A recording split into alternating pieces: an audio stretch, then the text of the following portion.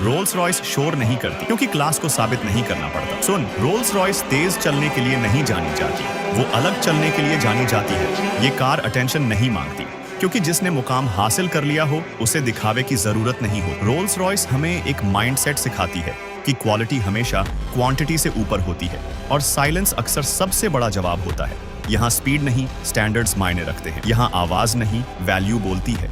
Life में भी यही रूल है। जो लोग सच में आगे जाते हैं वो भीड़ में शोर नहीं करते, वो अपने काम से पहचान बनाते हैं। अगर तुम भी रोल्स रॉयस वाला माइंडसेट चाहते हो तो कंपैरिजन छोड़ो, कंसिस्टेंसी पकड़ो और अपने स्टैंडर्ड्स ऊंचे रखो। याद रखना, हर कोई तेज दौड़ सकता है लेकिन लेगेसी वही बनाता है जो अलग लेवल पर चलता है। अब डिसाइड तुम्हें करना है, भीड़ का हिस्सा बनना है या अपनी एक क्लास बनानी है।